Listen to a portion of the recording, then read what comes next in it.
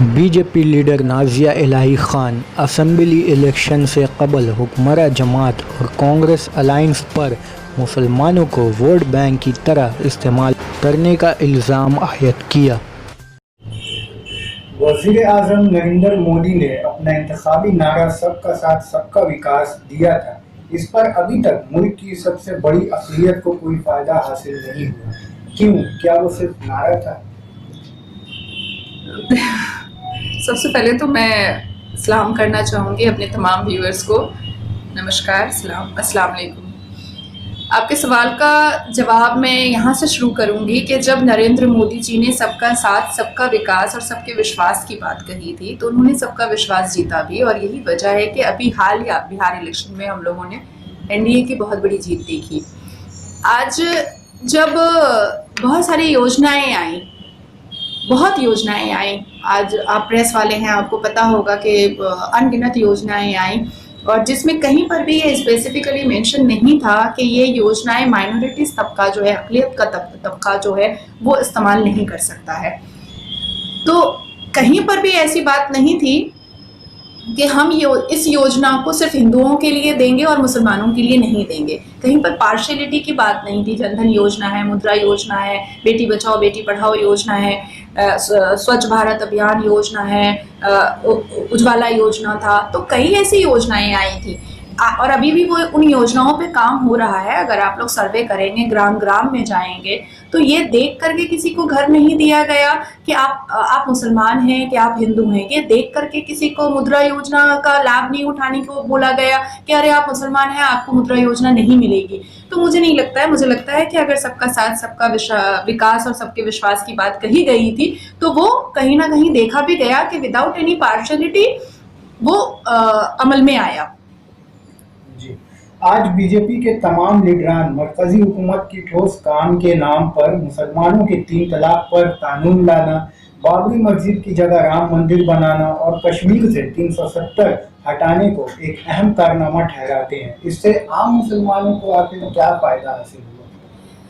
دیکھیے، سب سے پہلا آپ نے بولا 3 طلاق کا میٹر، تو 3 طلاق کا تو سب سے زیادہ عام مسلمانوں کو فائدہ ہوا ہے۔ آج میرے پاس جتنی بھی مہلائیں آتی ہیں میرے NGO سے، وہ رابطہ کرتی ہیں میرے NGO سے، جب وہ لیگل ہیلپ لیتی ہیں تو وہ یہی کہتی ہیں کہ میم آپ نے بہت اچھا کام کیا کہ آپ نے طلاق ہٹا دیا، کم سے کم میرا شوہر میرے کو ابھی طلاق تو نہیں دے پائے گا۔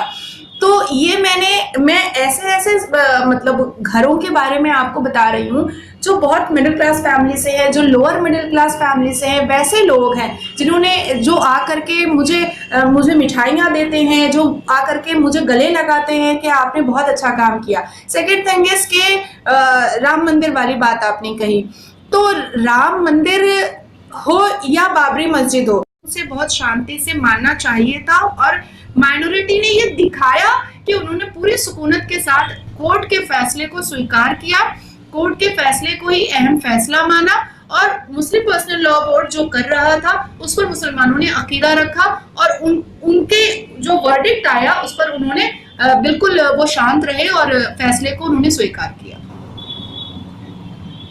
مسلمانوں کی بے روزگاری کی شرح اب بھی وہی ہے جو پہلے تھی۔ مودی جی کا نعرہ تو بیکار ثابت ہوا، اور اس میں آپ کی کیا رائے؟ دیکھیے، مسلمان اگر میں اسٹیٹ وائز دیکھنا چاہوں گی تو آج بنگال میں بھی مسلمانوں کے حالات بہت اچھے نہیں ہیں۔ 10 سال سے 10 سال ہونے کو آ گیا ہے ممتا بنرجی کی سرکار کو، تو مجھے لگتا ہے کہ فرحاد حکیم کے پاس جتنی لگزیریس لائف ہے، وہ لگزیریس لائف تو ہمارے مسلمان تو کیا، ان کی کانسٹیٹوئنسی کی بھی لگزیریس لائف ان کے کانسٹیٹوئنسی کے ہی لوگ کو نہیں مل پائی ہے۔ تو لابھ ایکچولی میں یہ کہوں گی کہ نہیں ہوا ہے، لیکن کیندر سرکار نے جو بھی یوجنا لائی یا جو بھی وہ ایک اسٹیپ لیتے ہیں اس میں وہ پارشلٹی نہیں رکھتے ہیں۔ ایک نیتا ہوتا ہے جو یہ کہتا ہے کہ وہ مسلمان کے لیے آیا ہے لیکن وہ مسلمان کے لیے نہیں کرتا ہے تو زیادہ برا لگتا ہے۔ سال 2014 کے بعد سے جس طرح مسلمانوں کو موب لنچنگ کا نشانہ بنانے کے واقعے میں اضافہ ہو رہا ہے، اور اس پر ابھی تک کوئی قانون نہیں بنایا گیا ہے، جبکہ سپریم کورٹ نے بھی اس کے لیے گائیڈ لائن جاری کیا تھا، تو اس میں آپ کیا کہنا چاہیں گے؟ دیکھیے، موب لنچنگ क्रिमिनल्स के कोई फेस नहीं होते हैं, कोई जात नहीं होता है, कोई धर्म नहीं होता है। क्रिमिनल अगर एक हिंदू होता है तो भी वो गलत है। हाथरस मैटर पे मैंने बहुत बोला, बहुत आवाज बुलंद की। इस पार्टी बियॉन्ड एवरीथिंग मैंने सिर्फ और सिर्फ उस लड़की के पक्ष में एज अ सपोर्टर मैंने बात किया। लेकिन मैं ये ज़रूर कहूँगी कि क्रिमिनल्स के अपने ज़ात धर्म वो अलग से बनाते हैं, वो अपना अलग से रूल बनाते हैं, उनका कोई ज़ात धर्म नहीं होता है। And law take its always own course, और कानून पे उसको छोड़ देना चाहिए और कानून के बीच में नहीं आना चाहिए, क्योंकि क्रिमिनल्स को संभालने के लिए कानून ही काफ़ी होता है। सेकेंड थिंग इज कि देखिए, जब कोरोना वायरस फैला था और जिस तरह से जमातियों पर अफवाह उड़ी थी कि जमाती इस कोरोना वायरस को फैला रहे हैं, तो उस पर भी हाई कोर्ट के डांट को एक्सेप्ट किया गया था ना। हाई कोर्ट के ने जो एक जजमेंट दिया, जो सुनाया, और जब सामने बात आई कि उनकी वजह से वायरस नहीं फैला है, तो शांत हुए ना लोग। तो मुझे ऐसा लगता है कि मुसलमानों को पेशेंस रखना चाहिए और अपने अक्ल और समझ को खोलना, तरीके से हमारे डेवलपमेंट के लिए काम कर रहा है। नेता बहुत तरीके के होते हैं हमारी सोसाइटी में, हमारे भारत के अंदर कुछ ऐसे लोग होते हैं जो टोपी पहन लेंगे, बड़ी बड़ी दाढ़ियां रख लेंगे या सर पर दुपट्टा रख लेंगे और ये कहेंगे कि हम मुसलमानों के बहुत बड़े खैरखां हैं। लेकिन मुझे ऐसा लगता है कि अगर मैं शर्ट और पैंट पहनती हूँ, अगर मैं जीन्स पहनती हूँ, लेकिन अगर मैं मुसलमान के उस वक्त काम आ रही हूँ जिस वक्त कोई नहीं खड़ा होता है, तो मुझे लगता है कि वो शर्ट और पैंट वाली लड़की अच्छी है, वो बोरखा वाली ठीक नहीं है। This is just an example. मगरबी बंगाल की सियासत में जिस तरह का रुख बीजेपी और तृणमूल कांग्रेस का सामने आ रहा है, इस पर आपकी क्या राय है? आए दिन किसी न किसी जगह पर मारपीट और कत्ल का वाकया सामने आ रहा है। डेफिनेटली मैं तो बहुत इंटीरियर इलाके में ही बहुत ज़्यादा जाती हूँ। मेन सिटी में, शहर में तो मैं बिल्कुल बहुत ही रेयर में मुझे देखा जाता होगा। जिस तरह से मैंने हालिया दिनों में बागनान में देखा केसेस, उलबेरिया में मैंने केसेस देखे हैं, अंदर ग्राम के अंदर मैंने केसेस देखे हैं कि एक लड़की का मोलेस्टेशन होता है, उसकी माँ को छत से फेंक करके उसका मर्डर किया जाता है और पड़ोसी जब बचाने आता है तो उसके पैर काट दिए जाते हैं।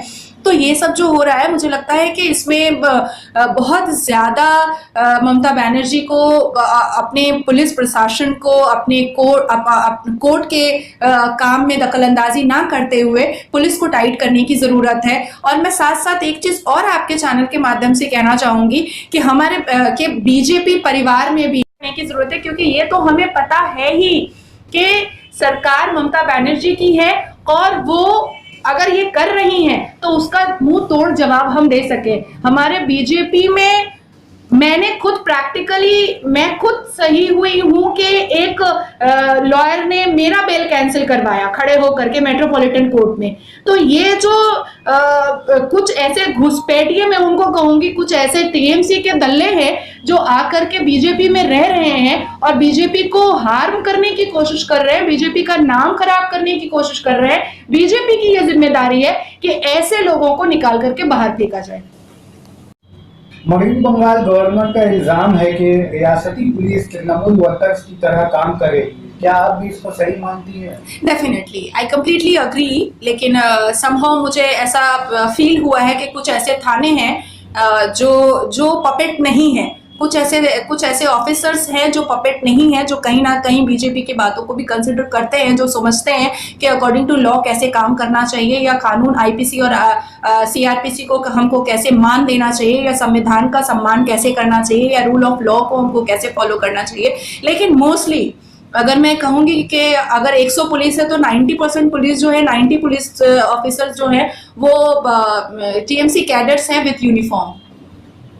अमित शाह जी का दावा है कि वो बंगाल असेंबली में आइंदा होने वाले इलेक्शन में 200 सीटों पर अपना परचम लहराएंगे। क्या ये मुमकिन है?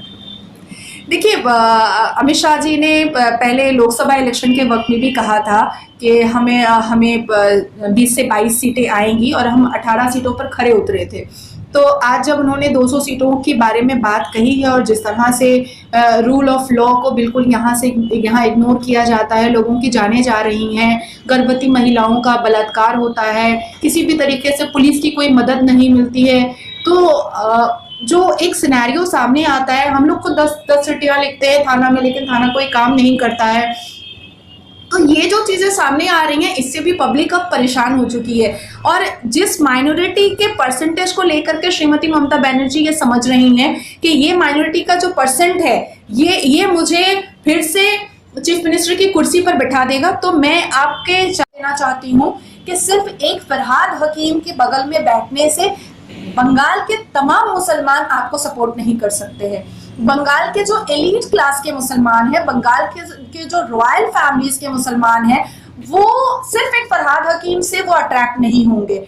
श्रीमती ममता बनर्जी को का एक जमाना था कि मैं उनकी बहुत बड़ी फैन थी, एक जमाना था कि मैं उनको अपना आइडियल मानती थी और मैं सारे न्यूज़ में, सारे चैनल्स में और हर जगह अपनी पर्सनल डायरी में भी लिखती थी कि I really wanted to become like Shrimati Mamata Banerjee. लेकिन आज जब मैं ये देखती हूँ कि और भी मिनिस्टर्स हैं, और भी लोग हैं, और भी पढ़े लिखे यंगस्टर्स हैं जिनको श्रीमती ममता बनर्जी अपने क्लोज ला सकती हैं, जो हालिया लोकसभा इलेक्शन में हम लोगों ने देखा भी कि जिस तरह से उन्होंने नुसरत जहां को एक चांस दिया, तो ऐसे युवाओं को सामने लाने की जरूरत है जो पढ़े लिखे हो, जो पार्टी को प्रेजेंट कर सके, जो अहंकार और दिखाए, जो जनता के सामने ये बता सके कि वो जनता के हैं, वो बहुत फेमिलियर हैं, वो डाउन टू अर्थ है, वो जमीन पर भी बैठकर उनके साथ खाना खा लेंगे। तो ये क्वालिटी फरहाद हकीम के अंदर नहीं है। पार्लिमानी इंतखाबात में 18 सीटें पर बीजेपी की कामयाबी इसकी वजह है, लेकिन पार्लिमानी इंतखाबात और असेंबली इलेक्शन दोनों अलग अलग इशूज हैं, इस पर आप क्या कहेंगे?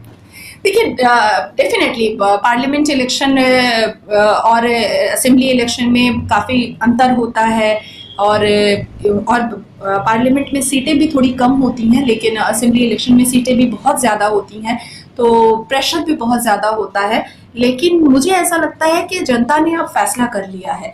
जनता का रुझान जो है वो कहीं ना कहीं वो अब बीजेपी की तरफ मुड़ गया है। अब ऐसा उनको लगता है कि केंद्र और स्टेट में अगर बीजेपी की सरकार दोनों मिलकर के अगर चलाएगी तो यहाँ की जनता को बहुत फायदा होगा, क्योंकि फिर एक जो स्पेस है या जो एक बैरिकेड है वो नहीं रहेगा। केंद्र जो योजनाएं पास करेगा, जो बिल्स पास करेगा, वो इमीडिएट जो फंड्स पास करेगा वो इमीडिएट स्टेट के थ्रू, अगर स्टेट में हमारी सरकार बनती है तो स्टेट के थ्रू इमीडिएट हमारे जनता तक पहुंच सकता है। तो मुझे ऐसा लगता है, और जिस तरह से क्राइम्स हो रहे हैं, जिस तरह से मैंने बताया कि फरहाद हकीम का एक अहंकार जो हम लोग 9 साल से देखते चले आ रहे हैं, तो इन सारी चीज़ों को निचोड़ बना करके आई थिंक कि 200 सीट से ऊपर ही आ जाए कहीं ना बीजेपी का। ये भी एक डर है दीदी के लिए। बंगाल बीजेपी के पास कोई भी बड़ा लीडर नहीं है क्या? तभी तो सेंट्रल लीडरान यहाँ इलेक्शन की कमान संभाल रहे हैं, जिसको तृणमूल कांग्रेस ने बाहरी सोच और बाहरी लोग करार दिया। तो फिर पीके क्या है? वो बाहर के नहीं है क्या? वो बंगाली हैं, वो बंगाल के हैं। मुझे ऐसा लगता है ऐसी बातें हैं जो बचकानी हो जाती हैं। अब सेंट्रल में हमारी सरकार है तो डेफिनेटली सेंट्रल से तो हमारे नेता मंत्री, हमारे जो भी बड़े लीडर्स हैं वो तो यहाँ पर आएंगे ही हमारे जनता को ये बताने के लिए कि हम आपके पास हैं।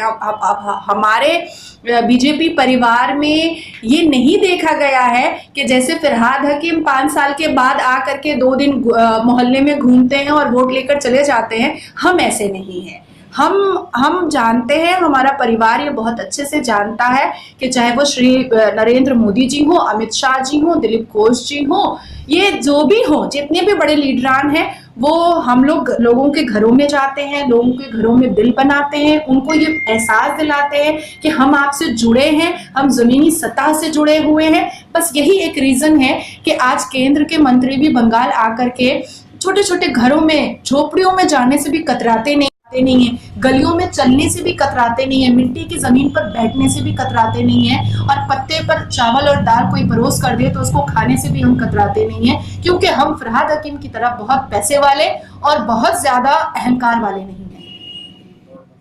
Thank you.